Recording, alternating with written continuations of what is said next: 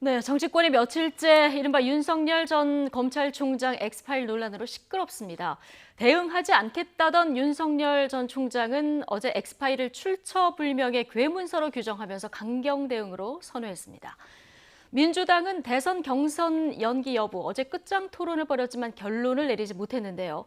자, 오늘은 더불어민주당 전재수 의원 그리고 국민의힘 성일종 의원 두 분 모시고 현 정치권 상황에 대한 각 당의 입장 들어보겠습니다. 두 분 어서 오십시오. 네, 반갑습니다. 예, 안녕하십니까. 어서 오십시오. 자, 윤석열 전 총장이 이 장성철 소장이 이 얘기 꺼낸 이후에도 공식 대응 안 하겠다 했는데 강경 대응으로 지금 선회했습니다. 출처 불명의 괴문서 그리고 불법 사찰 얘기도 했는데 윤석열 총장이 왜 강경 대응으로 선회했다 이렇게 보십니까? 그러니까 그동안 윤석열 전 총장께서 이제 검찰총장을 그만두고 지난 3월부터 지금 근 4개월 가까이 국민들께 보여준 모습은 네. 여야를 막론하고 이게 걱정 반, 나머지 반은 우려 이런 행보를 보여왔습니다. 굉장히 들쑥날쑥하죠. 그리고 행보를 보이고 있는 여러 가지 모습들을 볼 때 이게 정치의 ABC하고는 좀 맞지 않는 그런 부분들이 굉장히 많은데 정치 등판 선언도 하지 않고 대변인을 영입한다든지 또 영입한 대변인도 며칠 대다 안 해가지고 또 뭐 이게 불상사가 생겨가지고 그만두고 뭐 이런 여러 가지 일들이 지금 벌어지고 있고 지금 이 윤석열 엑스파일과 관련해서도 그렇습니다. 메시지가 뭐 하루 상간에 뭐 왔다 갔다 이렇게 변합니다. 저는 이제는 저 윤석열 총장이 국민들께서 기억하기는 우리 국민들께서 윤석열 총장을 기억하는 것은 뭔가 좀 직설적이고 좀 시원시원한 합법, 뭐 사이다 발언 이런 거 있었지 않습니까? 국정감사장에서 당당하게 조직에 충성하지 않는다, 사람에 충성하지 않는다 이런 이제 뭐 어디 영화에서 많이 본 듯한 그런 대사이긴 합니다만 이런 것들을 좀 기대하고 있는 반면에 이제 윤석열 전 총장의 행보는 상당히 좀 오락가락 좌충우돌 예측 가능하지 않은 이런 모습을 보이고 있습니다. 이 부분도 마찬가지입니다.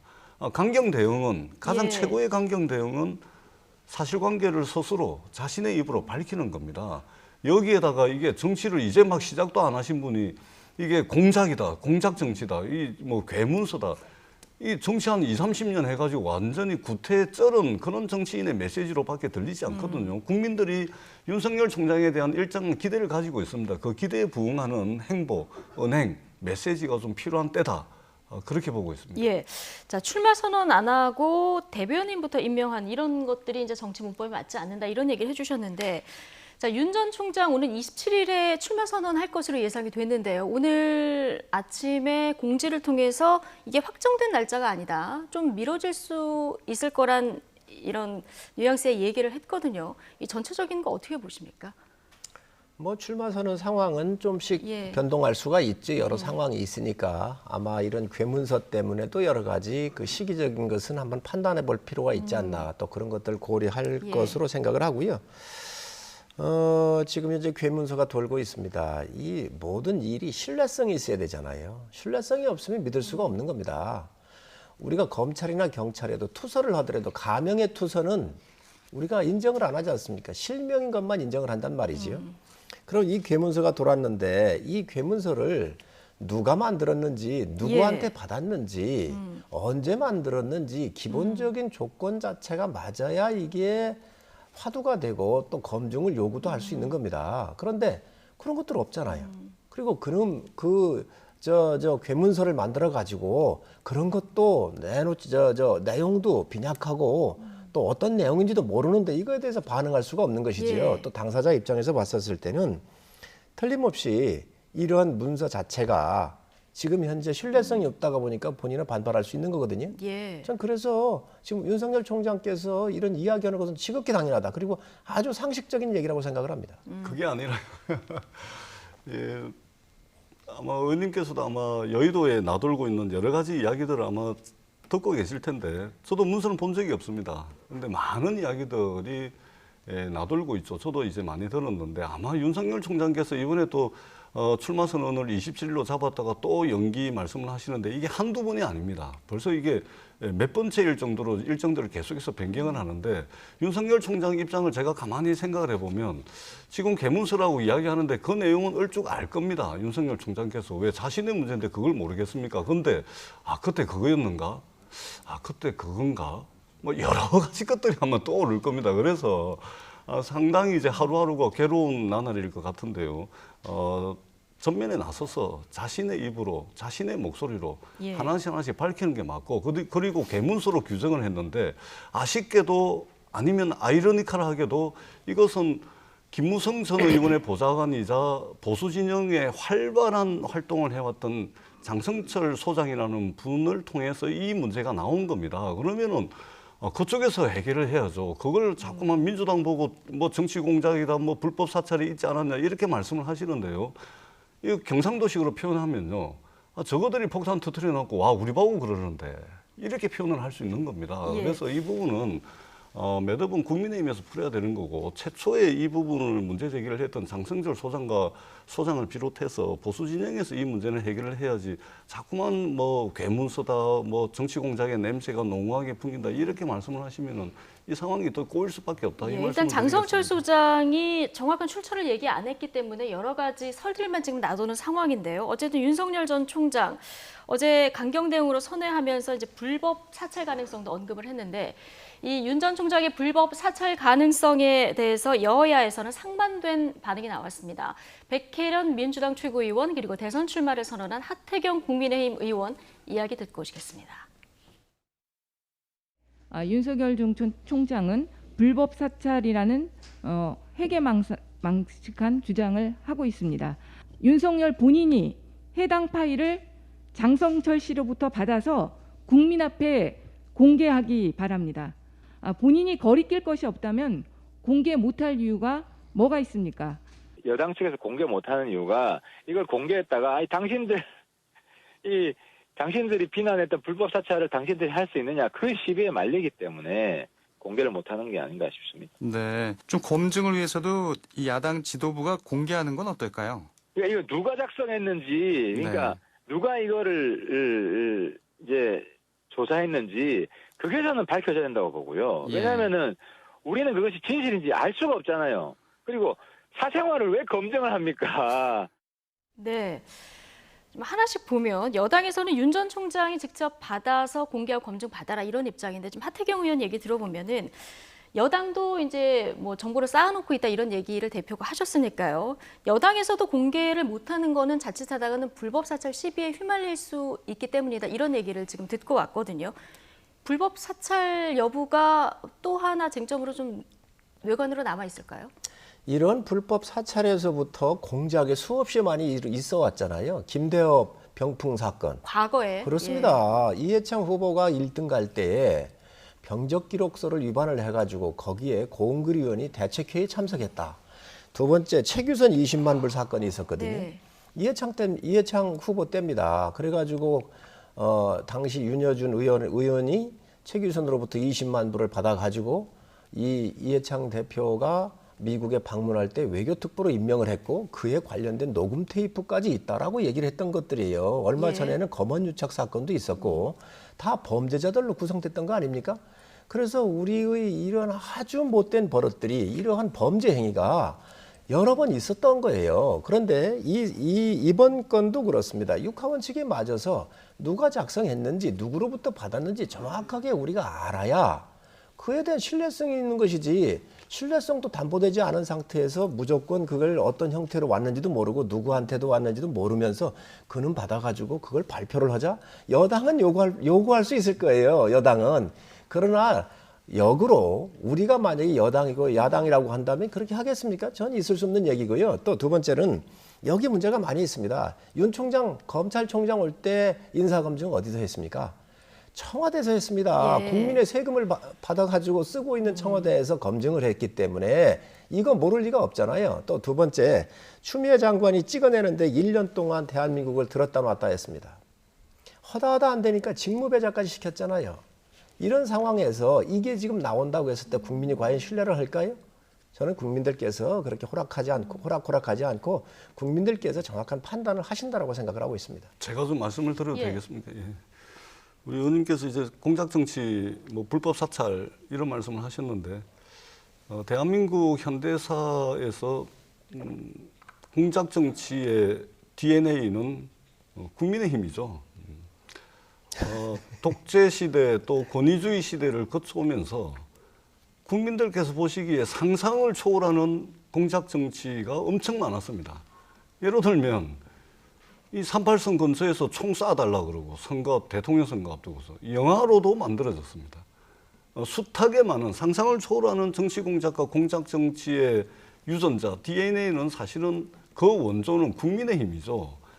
공작 정치를 말씀을 하시려면 국민의힘의 물론 과거 정당의 역사이긴 합니다만 그 부분에 대한 반성과 사과가 먼저 있어야 됩니다.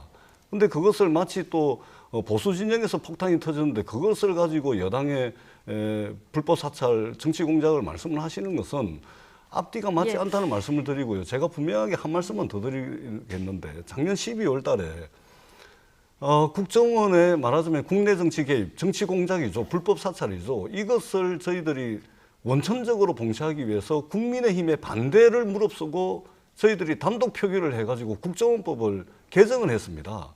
이제는 국정원이 국내 정치에 개입하는 순간 국정원의 모든 직원들은 형사처벌을 받을 수 있는 네. 그렇게 지금 해놨습니다. 그리고 경찰청법도 저희들이 개정을 해가지고요. 경찰이 권력 집단을 할 수 있는 것을 막기 위해서 국가경찰, 자치경찰 바꿨습니다. 개혁을 저희들이 해왔는데 저희들 보고 정치공작, 불법 사찰한다 그러면 이것은 말이 안 됩니다. 예, 알겠습니다. 어쨌든 자, 이거는 공작 제가 정치의 책임 요건 제가 짧게 한마디만 30초만요. 해야 되겠습니다. 예.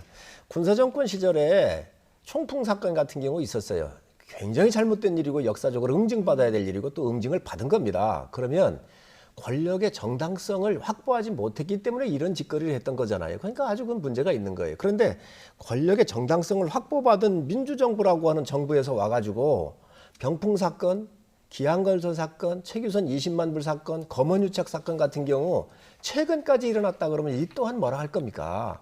우리가 발전을 해야지요. 그래서 지금 현상, 지금 이 시기에도 이런 일들이 일어나고 있는 거에 대해서는 어떤 형태로든 저는 국민들께서 판단을 하셔야 한다고 생각을 해요. 예, 알겠습니다. 공작 정치 책임이 누구한테 있느냐 이거 과거 사례까지 갖고 오다 보면은 뭐 얘기가 너무 길어질 것 같아서 현안만 가지고 얘기를 하겠습니다. 자, 국민들은 도대체 이게 어떤 의혹이길래 파일은 공개가 안 되고 궁금증은 지금 쌓여 있는 상황인데 만약에 문서를 공개한다고 하면은 이거 어떤 방법으로 공개할 수 있는 겁니까? 지금 예. 가장 좋은 것은 본인 스스로 하는 겁니다. 예. 정치라는 것이 자꾸만 다른 사람들의 입을 빌려서 자기 의견을 전달하게 만들고 측근, 최측근, 지인 뭐 본인이 하는 것이죠. 스스로가 국가 지도자가 되고자 하는 거 아닙니까? 그렇기 때문에 이 문제는 자꾸만 괴문서, 불법 사찰 이런 식으로 아니 국민들께서 윤석열 전 총장에게 기대하는 새 정치에 대한 열망과 기대가 있거든요. 새로운 정치를 좀 보여달라. 이쪽 저쪽 눈치 보지 않고 이 자신 있게 자신의 소신을 밝히는 것에 대해서 국민들이 많은 점수를 주고 있습니다. 그렇다면 이 문제에 대해서도 결국은 여야 하면은 괜히 이게 덧나게 만들고 꼬이게 만듭니다. 그렇기 때문에 본인이 나서서 본인의 입으로 본인도 알고 있습니다. 예. 인터넷에 있잖아요. 윤석열 쳐보세요. 윤석열 장모 쳐보세요. 윤석열 부인 쳐보세요. 인터넷에. 거기에도 숱하게 많은 의혹의 글들이 올라와 있습니다. 본인의 입으로 해결하는 것이 국민에 대한 도리다 이렇게 생각합니다. 본인이 해결하는 것이 맞는 방법이다 얘기를 해주셨지만 어쨌든 괴문서로 규정한 마당에 윤석열 총장이 공개하지는 않을 것 같고요. 지금 공개하는 게 맞습니까? 안 하는 게 맞습니까? 아니, 괴문서를 왜 공개를 해야 합니까? 정당성이 없는 문서를 왜 공개하라는 거지요? 전 그 논리적 근거가 너무 빈약하다. 아니, 있을 수 그 없다. 괴문서 안에 내용을 지금요. 아니 전 의원님 지금 인터넷에 치면 많이 나온다 그러는데 얼마나 많은 반대 진영에 있는 언론이고 뭐고 저 음해를 하고 있습니까? 이렇게 하면 이건 모든 사람 다 그렇게 해야 한다는 거예요. 여기 국가 지도자를 뽑는 과정에 있잖아요. 이게 사또 시대도 아니잖아요. 네 죄를 네가 알렸다 이런 얘기잖아요.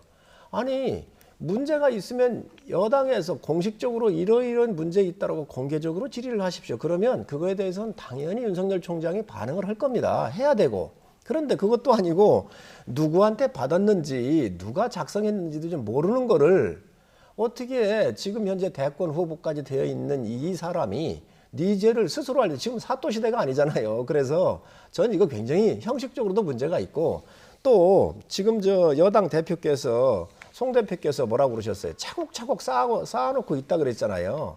그러면 그거 쌓아놓지만 마시고 이런 괴문서라고 그러니 야 이게 진짜라고 얘기하면서 내놓든지 아니면 다른 거라도 내놓으세요. 그러면 윤 총장이 대답을 할 겁니다. 제가 서일종 의원님 말씀을 무슨 말씀인지 잘 알겠는데요. 다 때가 있는 법입니다. 지금 보세요. 자꾸만 이게 복잡하게 만드시는데 김무성 전 의원의 보좌관을 하셨던 장성철 소장이 이 문제 발단입니다. 거기서 해결을 하셔야죠. 거기서 검증을 하든지 공개를 하든지 하셔야 되죠. 그 다음에 송영길 대표께서 말씀하셨던 그 차곡차곡 모으고 있다는 것은 인사청문회 많이 해보셨지 않습니까? 장관 인사청문회 할 때 여기저기서 제보 많이 들어옵니다. 그런 제보들이 쌓이고 있다는 의미지 이런 엑스파일하고는 성격이 틀리다는 말씀을 드리고요. 거기서 문제가 됐기 때문에 거기서 해야지 우리가 왜 자꾸만 민주당을 왜 끌어들입니까? 그리고 민주당은 윤석열 총장께서 등판하시면 다 때가 있는 겁니다. 시도 때도 없이 그냥 뭐 문제 있다고 그냥 막 합니까? 때가 있는 법이니까 좀 기다려 주십시오 하는 말씀을 드리고 적어도 이 엑스파일 문제는 국민의힘이 스스로 해결해야 될 문제이자 윤석열 총장이 밝혀야 될 문제입니다. 자, 장성철 소장 얘기를 하시는데 뭐 김무성 전 대표의 보좌관을 했는 거 맞는 것 같습니다. 그러나 그거하고 우리 당하고 무슨 관련이 있습니까? 우리 당의 당원도 아니고 지금 어떤 것도 아닌데 그러면 민주당은 정확하게 그걸 공당으로서 특히 집권당으로서 하셔야 될 일이 있습니다. 뭐냐면 장성철 소장한테 당신이 공개하라고 요구를 해야 돼요. 윤석열 총장한테 공개하라고 할 게 아니고. 왜? 이거 괴문서지 않습니까? 아니 왜 우리 보고 자꾸 그럽니까? 아니, 거기서 그러니까 생긴 문제인데. 지금 자꾸 윤 총장 보고 하라고 할 게 아니고 장성철 소장님하고 국민의힘하고 상관없다 그러면 아니, 세상 지금 전체 누가 그 저희하고는 말을 관련이 믿겠습니까? 없어요. 관련이 없어요. 그러니 이 괴문서에 대해서 공개를 하라 그러면 누구한테 받았는지 어떻게 됐는지 민주당이 장성철 총장 소장한테는 요구할 수 있겠으나 이런 것들이 있으니 윤 총장 보고 요구를 해서 밝히라고 요구하는 것은 정치 공세지요. 자, 있을 수 없는 일이라고 생각합니다. 솔직하게 이렇게 말씀하십시오. 우리 수준에서는 감당이 안 된다. 그러니까 민주당 너희들이 한번 해가지고 윤석열 우리가 손절매할 자세도 돼 있다. 그러니까 손절매할 수 있도록 민주당 보고 총대를 매달라. 이렇게 말씀을 하세요. 왜 저희들한테 자꾸 그럽니까? 자, 어거지 의혹만 말씀이시고. 덮는 상황에서 어거지 이걸 누가 말씀이시고. 풀어야 되냐. 좀 답이 안 나오는 상황 같은데. 자, 이 파일은 도대체 그럼 누가 작성을 했고 출처는 어디고 자, 관심은 높아지고 있는데요. 이와 관련해서 여도 야도 서로 내가 아니다 하다 보니까 설만 돌고 있습니다. 이 내용 같이 듣고 오시죠. 이제 10년 전부터 저에게 상당히 여러 가지 정보를 주던 제가 되게 신뢰하는 그 정치권의 한 인사로부터 받았습니다. 정치권의 인사를 하시면 의원인가요? 아니에요. 정치권에 그런 분들이 많죠, 사실. 많아요. 예. 근데 저도 이제 뭐 당대표 보좌관도 해보고 뭐 대선 후보 뭐 특보도 해보고 그래서 여러분들 많이 아는데 많은 문건을 많이 갖다 줘요. 근데 이분이 저한테 알려주고 갖다 준 그동안 여러 가지 정보나 문건 같은 경우에 신뢰성이 되게 높았다. 그래서 제가 믿었죠. 제가 받은 느낌은 특별히 새로운 거는 없구나 하는 느낌입니다. 지금은 이제 대선 본선이 아니고 각 당별로 이제 내부 그 예선 단계로 이제 경쟁이 진행되다 보니까 여당 쪽에서 생산된 것 같다. 근데 그거를 지금 야당 쪽에서 소비하고 있는 게 이게 참 아주 재밌는 현상이다 이렇게 보여지죠. 출처가 어딘가를 하다 보니까 뭐 야권 의원들은 여당 쪽을 의심하지만 오히려 다른 쪽일 수도 있다라는 가능성을 그 보도가 언급을 하면서 우리 대표님도 그러니까 거론을 했거든요. 어떤 말씀 주시겠습니까? 이제 뭐 대선에 나오겠다고 하고 이래 하니까 검증의 시간이 시작된 것 같습니다. 말도 안 되는 얘기고요. 예. 공안통이라고 그래서 뭐 특수통을 미워하지 않습니다. 서로 돕는 관계고. 네. 여당에서 생산된 문건을 야당 쪽에서 소비하는 것이 재밌다. 자, 신지호 의원 이런 얘기까지 듣고 왔는데 일단 이 문건이 어디서 나왔는지 아직 누구도 확실히 알 수 없는 이런 상황이고요.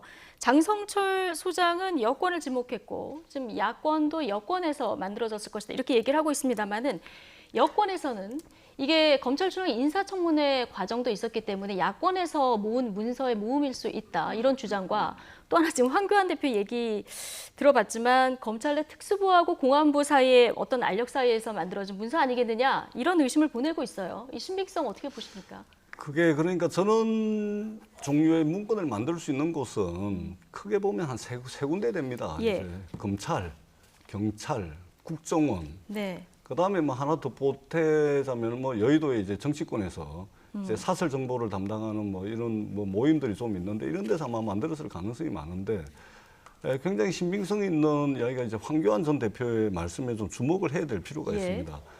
윤석열 총장이 이제 박근혜 탄핵 이후에 승승장구하지 않습니까?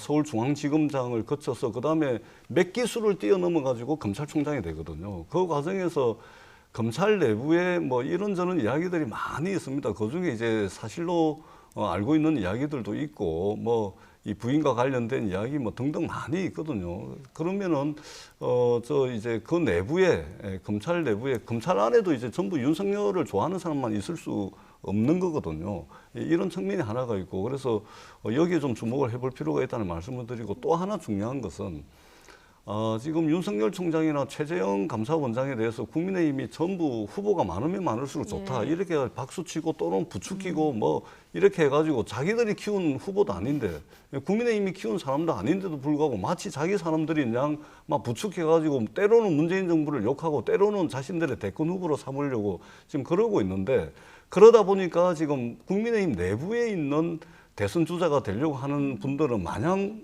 좋을 리가 없습니다. 즐거울 리가 없죠. 국민의힘의 힘이 이제 집권 가능성이 이전보다 좀 높아지니까 야 이거 후보만 되면 대통령이 될 수 있겠다라고 국민의힘 후보들이 스스로 생각을 합니다. 그러면은 후보가 되기 위한 물밑 경쟁들이 상당히 벌어지고 있다. 당장 저 김무성 의원의 보좌관 출신 아닙니까? 장성철 소장이. 그렇기 때문에 그쪽에서 말하자면 이게 공작 정치의 DNA가 남아있다면 그 내부의 후보 선출 과정에서 지금 이러한 것들이 작동하고 있는 것이 아닌가 이렇게 보여집니다. 야당에서 나왔을 가능성에 대한 추론의 근거를 나름대로 여러 가지로 말씀해 주셨는데 어떻게 들으셨습니까? 이러한 공작의 냄새가 나는 문서를 이게 생산한다는 게 굉장히 어렵습니다. 기본적 데이터가 있어야 돼요. 최규선 20만 불 사건도 그렇습니다. 거기에 윤여준 전 의원이 돈을 20만 불 받고 최규선이가 외교특보로 임명이 되고 또 그에 관련되는 녹음 테이프까지 있다 그랬잖아요. 대선 다 끝난 다음에 녹음 테이프가 거짓말로 밝혀진 거예요. 이렇게 치밀하게 맞추는 그러한 여러 가지 기본적 데이터가 있어야 돼요. 그러면 윤 총장에 대해서 상당히 기본적 데이터를 축적할 수 있는 데가 어디겠습니까? 야당은 그런 걸 받을 수가 없습니다. 그렇기 때문에 저희가 합리적인 의심을 하는 거예요. 아, 이 여권에서 만들어서 어떤 여러 경로를 통해 가지고 전달했을 수도 있겠구나. 예. 이걸 야당이 덥석 받을 수는 없는 것이고요. 그러니 차곡차곡 쌓고 있는 송영길 대표의 파일을 공개하라. 저는 그 요구를 하는 거예요. 그리고 이러한 기본적 자료가 없으면 안 되기 때문에 이게 여의도 어디에서 만들어질 수는 없을 것이라고 생각을 합니다. 그러면 관련해서 어제 장성철 소장 발언 가운데 기관이 개입했을 가능성에 대한 발언을 했거든요. 이 가능성 근거 있는 주장이라고 보십니까? 뭐 저는 근거가 있는지 없는지 판단이 안 되지만 이러한 기초적 조사로 그걸 또 보질 못했기 때문에 저도 판단을 할 수가 없어요. 그러나 본인을 보았으니까 기관을 언급했다고 한다면 비교적 기초적인 자료를 기반으로 해서 만들어진 거기 때문에 기관이라고 유추했을 것이다. 그게 제가 생각하는 포인트인데 충분히 있을 수 있습니다. 옛날에도 또 그래 했고요. 자, 송영길 대표가 엑스파일이라는 얘기는 안 했고요. 얼마 전에 이제 자료를 차곡차곡 쌓아놓고 했다. 이게 한 달 전에 이렇게 얘기했는데 오늘은 엑스파일은 없다. 이렇게 이제 선을 그어서 말했습니다. 지금 야당에서는 여권에서도 이런 파일을 가지고 있기 때문에 공개하라 이런 입장이신데 어떻게 보십니까? 엑스파일은 없습니다. 제가 지난번에도 어디 가서 좀 말씀을 드렸는데요. 지금 이 시간에도 윤석열 전 총장과 관련된 제보들은 당에 계속 들어오고 있습니다. 네. 상당히 많은 제보들이 들어오고 있고요. 그것은 그럴 수밖에 없죠. 왜냐하면 윤석열 전 총장이 평생을 검사로 살았습니다. 그 사건과 관련해 가지고 억울하게 생각하는 사람은 없겠습니까? 윤석열 전 장모께서 뭐 사업을 하셨다 그러는데 뭐 사업을 하면서 10원짜리 하나 남에게 피해를 준 적 없다 하는데 피해를 입은 사람들로부터 제보가 많이 들어오고 있습니다. 그리고 그 부인과 관련해서도 마찬가지입니다. 그래서 그런 이제 제보의 성격들을 가진 것들이 이제 들어오고 있고 그것이 쌓이고 있다라는 이제 말씀이고 지금과 같은 무슨 뭐 엑스파일이나 이것은 당에서 지금 공식적인 기구를 통해서 준비를 하고 있거나 그런 건 전혀 없다는 말씀을 드리고 지금 오늘 이 시간에도 쌓이고 있는 여러 가지 제보들은 때가 있습니다. 때가 있다면 윤석열 전 총장에 대해서 이제 국가 경영 능력도 검증을 하고 도덕성이나 이런 부분들 검증을 할 때 국민들께서 관심을 가지는 부분부터 아마 여당에서 문제 제기를 하는 그런 거는 있을 수 있어도 이 X파일과 같은 파일은 당에 존재하지 않는다. 이 말씀을 여당이 드리겠습니다. 만약에 문제 제기를 하는 시점도 공식 출마 선언이 있은 이후에 그렇습니다. 가능하다. 다 때가 있는 것이죠. 예. 예, 그것이 이제 국민들의 관심이 많아지거나 또는 반드시 문제 제기를 해서 답을 드려야 되거나 또 반드시 검증의 과정을 거쳐야 되는 부분들에 대해서는 그것은 대통령 선거 과정의 하나에 반드시 거쳐야 되는 절차입니다. 예. 때를 기다린다고 하는 것은 있다는 것이지요. 우리 전 의원님 말씀대로 또 당대표께서 나오셔가지고 차곡차곡 쌓아놓고 있다 그랬거든요. 쌓아놓고 있다. 그러면 이미 와 있는 겁니다. 뭐 어떻게 됐든 간에. 그래서 이러한 괴문서가 돌잖아요. 집권여당은 이거에 대해 책임이 져야 돼요. 말을 했잖아요. 그러니까 이 쌓아놓고 있는 거에 대해서 이야기를 하십시오. 이 시간에도 제보가 들어오고 있다는 그래서- 말씀을 드립니다. 국민들이 제보자입니다. 예. 네, 알겠습니다. 어쨌든 각 당의 서로 뭐 유력 대권 주자에 대해서는 검증 작업을 하고 자료를 모으는 작업은 뭐 다 하고 있지 않을까 이건 뭐 합리적인 추론인데요. 자, 성일종 의원님. 국민의힘 기류가 어떤지도 살짝 궁금한 게 어제 이준석 국민의힘 대표가 당에서 확장해서 대응하기는 어렵다 이런 얘기를 했고요. 그리고 그 장성철 소장하고 직접 통화를 했다던 김재원 최고위원 같은 경우도 오늘 누가 작성했든 도와주기 좀 쉽지 않은 사안이다. 다 해명하고 돌파해야 된다. 이렇게 얘기를 했는데요. 국민의힘 내부의 지금 기류는 어떻습니까? 저희는 공당입니다. 예. 괴문서를 가지고 공당이 휘둘려서는 안 됩니다. 출처도 불분명하고 누구한테 받았는지도 정확하게 얘기하지 않는 서류를 우리가 갖다가 그거를 검증할 능력이 없잖아요. 저희는 수사기관이 아니에요. 예. 또 그러한 그 자료를 또 정부한테 요청을 해서 올 가능성도 없고 그렇기 때문에 이 괴문서에 흔들린다고 하는 것은 또 조사를 한다고 하는 것은 있을 수 없는 일입니다. 국민의힘이 좀 비겁하지는 않았으면 좋겠다는 생각이 드는데 왜 왜 그러냐면 비겁하죠? 아니 윤석열 총장이 국민의힘 후보가 다 된 마냥 띄울 때는 언제고 지금 이렇게 공격을 받으니까 당에서 공식적으로 조사할 기구가 없다. 아니 일상적인 당의 조직이 얼마나 많은데 검증할 조직이 없다는 게 말이 됩니까? 그리고 근데 아직 더- 입당을 하겠다 이런 얘기를 안 공식적으로 했죠. 하지 안 않은 했음에도 상황이었어요. 불구하고 국민의힘의 대선 후보인 양 들떠가지고 그동안 윤석열을 얼마나 띄웠습니까? 필요할 때는 띄우고 윤석열 총장을 엄호하고 검증해줘야 될 시간에는 보호 못하겠다 그래버리고 그러니까 국민의힘이 상당히 좀 들떠 있는 것 같아요. 이것은 기본적으로 국민의힘 내부에서 키운 대선 후보가 없기 때문입니다. 인물의 결핍과 인물의 빈곤으로부터 발생하는 우왕좌왕인 것이죠. 아니 자기 후보가 다 된 것처럼 띄울 때는 언제고 지금은 검증 못한다? 보호 못한다? 아직 입당 안 했다? 아니 이게 앞뒤가 맞아야지 국민들이 예측 가능하죠. 이런 식으로 국민의힘이 지금 우왕좌왕 제가 볼 때는 국민의힘이 지금 윤석열 총장을 손절매하는 그 과정이라고 봅니다. 민주당에서 아프겠지요. 공정과 정의를 파괴한 이 정권에 대해서 맞섰었던 그 윤석열 총장이 대권 후보에 항상 1등으로 나오니 불안한 게 민주당이죠. 그러니까 지금 전 의원님께서 이 공격을 예리하게 하시는 것 같은데 전 논리적으로 맞지 않는다고 예, 생각을 알겠습니다. 해요. 어쨌든 지금 의혹이 증폭되는 상황에서 가짜 파일들도 굉장히 많이 돌아다니는 상황이라서요. 본격 출마 선언하는 날 윤석열 전 검찰총장이 어떤 얘기를 하는지 이걸 좀 주목해서 봐야 될 것 같습니다. 자, 그런가 하면은 어제 국회에서 대정부 질문이 있었는데요. 자, 여기서 전직 검찰총장, 현직 감사원장의 대선 출마 문제가 거론됐는데, 자, 김부겸 총리 답변 듣고 오시겠습니다. 사퇴한 지 얼마 안 된 전직 검찰총장이 대선 출마, 현직 감사원장이 대선 출마, 저는 별로 바람직하지 않다고 생각하는데요. 총리께서 판단이 있으신가요? 의원님께서 언급하신 그 두 자리가 가져야 될 고도의 도덕성과 중립성 등을 생각해 본다면 좀 정상적인 모습은 아니다라는 생각입니다. 예. 두 자리의 도덕성, 중립성 등의 중요성을 생각한다면 정상적인 모습은 아니라는 생각입니다. 자, 이 답변은 어떻게 보십니까? 저는 총리께서 저런 말씀을 하셨는데 한번 그 집권층의 총리로서, 집권 세력의 총리로서 한번 되돌아가 보셨으면 좋겠다. 윤석열 총장 임명하면서 얼마나 칭찬을 많이 했습니까? 감사원장을 임명할 때에 얼마나 미담 제조기라고 그러면서 박수를 치셨습니까? 자, 그런데 이 두 분이 이 중요한 국가기관의 장이 됐거든요. 이분들은 공정과 정의, 사회적인 상식의 가치를 잘 유지해야 되는 분들이에요. 예. 아주 공정하게 해야 될 분들이에요. 이분들 핍박을 누가 했지요? 이 정권이 한 겁니다. 그래서 이 정권이 잘못하는 거에 대해서 이분들이 이 공정과 정의를 지키기 위해서 저항을 한 거예요. 그러다 보니 국민이 박수를 보낸 거 아닙니까? 그러다가 보니 이분들이 이제 자연스럽게 대권 후보로 올랐는데 이분들 키운 게 누군가요? 추미애 장관 아니었습니까? 이 정권 아니었습니까? 최재형 감사원장도 똑같습니다. 월성에서부터 김호수 총장 같은 경우는 정치적 편향성 있는 사람을 보내려고 할 때에 그걸 막아낸 게 최재형 원장이거든요. 자, 그러니까 그분들이 이 정권에 대해서 너무 잘못하고 있으니까 이 정권에 대해서 나라가 무너지는 것에 대해서 나라도 책임감을 가지고 바로 세워야 되겠다라고 하는 생각을 하는 거예요. 예. 이거에 대해서 중립성 위반이라고 얘기를 하는데 전 그렇지 않다고 생각합니다. 예. 사정기관 장들이 대선으로 직행하는 거, 이거 여권의 책임이다, 이런 주장이신데요.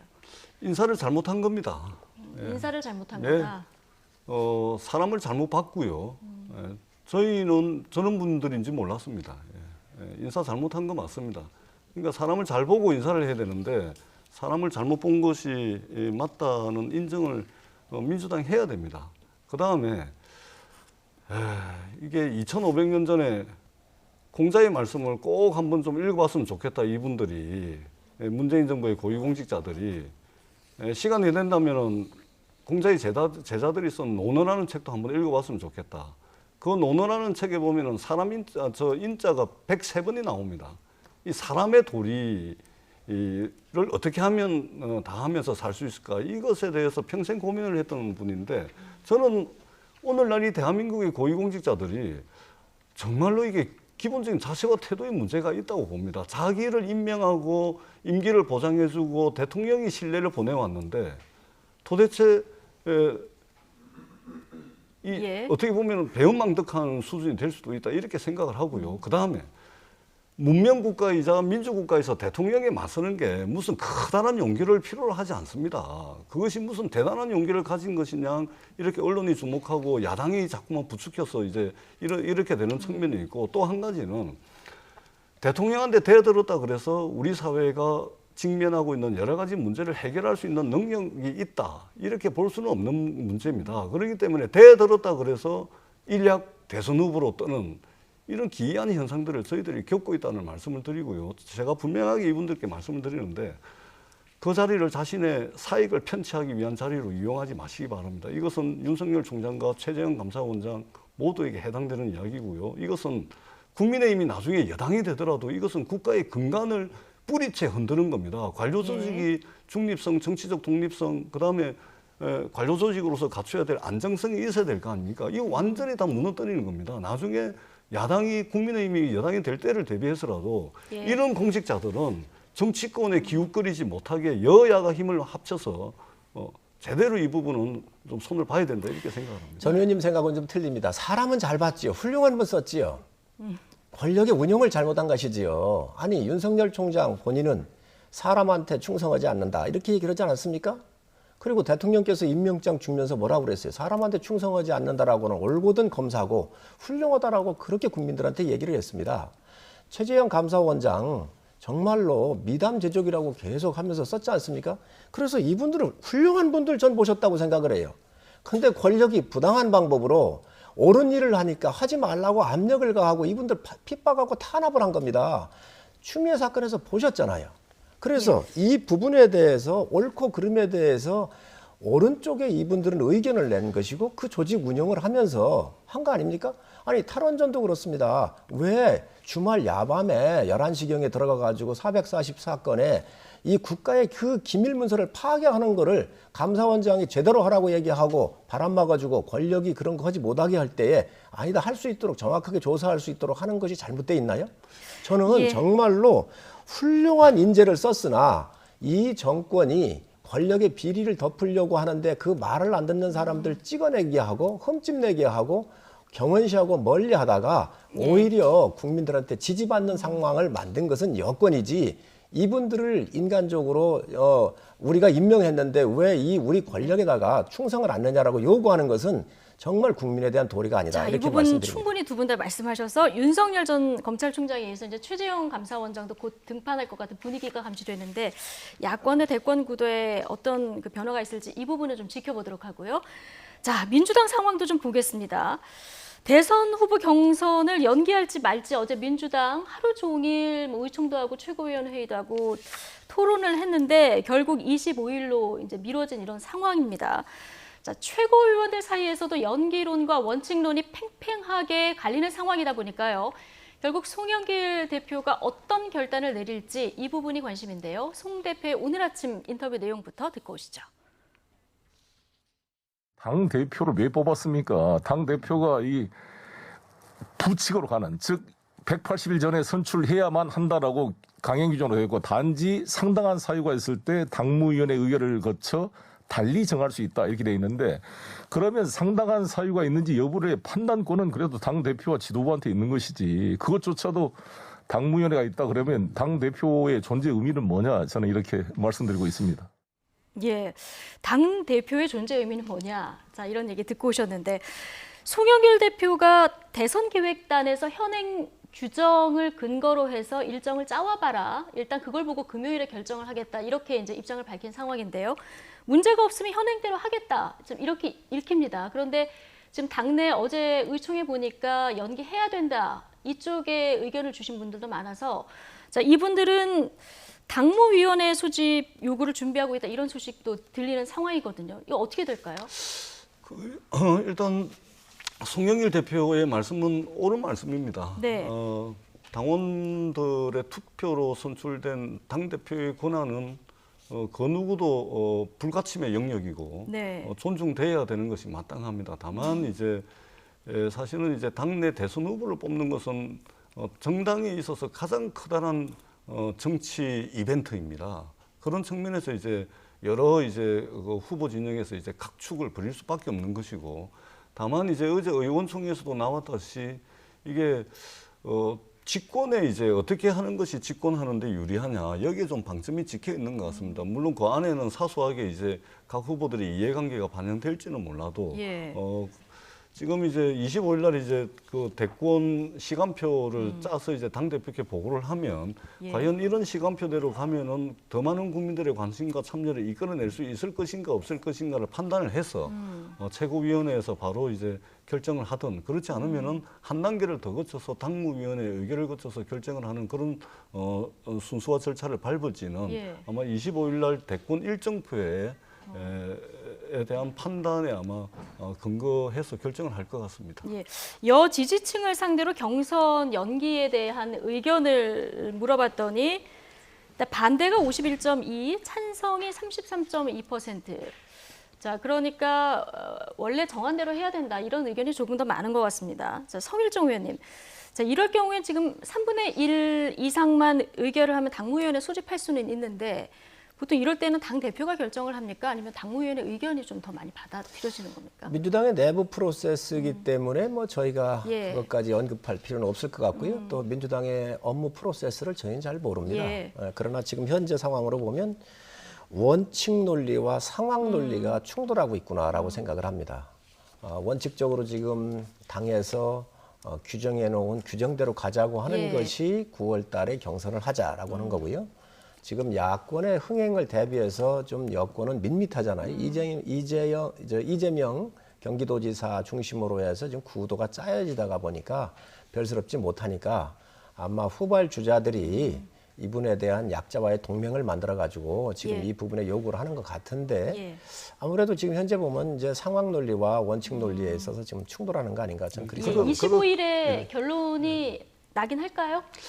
이번 달 안에 결론이 날 겁니다. 네. 예, 근데 지금 상황과 원칙, 그러니까 이게 그 원칙을 지키냐, 원칙을 훼손하냐 문제가 전혀 아닙니다. 이거는요. 왜 그러냐면, 경선을 연기해도 또는 경선을 연기하지 않아도 당헌 당규 안에 그 근거가 다 있습니다. 네. 그러기 때문에 이 여론조사 결과도 이제 원칙을 훼손하는 것인 양 이렇게 경선을 연기하게 되면 그런 아마 설문지 때문에 저는 결과가 나왔다고 봅니다. 예, 알겠습니다. 상당한 사유가 있는지 없는지 여기에 대한 해석을 어떻게 하느냐. 자, 송영길 대표가 어떤 결단을 내릴지 자, 이 부분 금요일에 좀 주목해서 봐야 될 것 같고요. 자, 마지막 얘기인데요. 최근 영선의 30대 당대표를 선출한 국민의힘 이준석 대표 돌풍으로 정치권에 청년 바람이 불고 있는데요. 그제 청와대도 청년 비서관에 25살 박성민 전 더불어민주당 최고위원을 내정하는 파격 인사가 있었죠. 긍정적인 반응도 나오고요. 그런데 반면에서는 오히려 불공정한 처사다. 자, 2030 세대를 중심으로 비판의 목소리도 나옵니다. 자, 관련해서 이철희 청와대 정무수석의 발언 듣고 오시죠. 본인이 뭐 하겠다고 한 게 아니라 저희가 부탁을 해서 좀 도와달라 이렇게 한 입장이라 또 그 점도 저는 이해해 줬으면 좋겠고 또 하나는 뭐 1급자리라는 게 공무원으로 치면 20년, 30년 해야 갈 수 있는 자리 아니냐는 그 말씀도 맞습니다. 그런데 네. 이 자리는 정무직이기 때문에 임기가 정해져 있지 않은 거고요. 그렇죠. 뭐 짧게 하면 한 달 하는 사람도 있고 또 아무리 길게 해봤자 문재인 대통령 임기 때까지밖에 안 하는 거라 길어도 1년이 채 안 되니 네. 그런 점을 좀 고려해 주시면 문제의식은 청년 문제를 보다 청년의 관점에서 풀어보려고 하는 자세다. 그런 의지의 표명이다라고 이해해 주시면 좋지 않을까 싶습니다. 예. 국민의힘 보좌진 협의회에서 성명을 냈더라고요. 그러니까 몇 년을 준비해서 고시 패스해서 5급 달고 30년 근무해도 2급 될까 말까인데 자, 이걸 수많은 청년이 성원을 전하겠느냐, 박탈감을 느끼겠느냐 이런 질문을 던졌습니다. 자, 이 문제 어떻게 봐야 될까요? 저는 청와대가 좀 당황을 하고 있다. 여권 전체가. 그 이준석의 이 열풍은 이준석이라고는 30대의 젊은 청년이 50대, 60대의 기라성 같은 기성 정치인하고 경쟁을 해서 공개 경쟁을 해서 이긴 거란 말이지요. 예. 어떠한 특혜를 받거나 특별한 우대를 받은 게 아니에요. 가점 받은 게 아니에요. 공정하게 해서 이긴 거란 말이죠. 그래서 이 청년의 코드라고는 우선 공정한 기회를 요구하는 거잖아요. 그런데 지금 현재 민주당의 지명직으로 최고위원을 했던 25살의 여성을 무조건 뽑아서 쓰면 이준석 열풍 이런 것들을 잠재우거나 그의 대응의 카드로 사용할 수 있다라고 생각하는 것 자체가 잘못된 생각이죠. 예. 이 왕조 시대에 있을 수 있는 이야기인데 지금 현재 이준석의 열풍이라고 하는 것은 공정한 기회를 보장해달라. 이 코드 아니겠습니까? 예. 그런데 이러한 코드에 저는 맞지 않다. 지금 상당히 배치되고 있다고 생각을 합니다. 이철희 수석은 청년 문제를 청년의 관점에서 풀어보려고 했다. 그리고 이건 이준석 영향이라기보단 2달 전부터 준비했다. 이런 얘기를 내놨는데요. 어떻게 보십니까? 뭐 어떤 비판이 있든지 간에 긍정적입니다.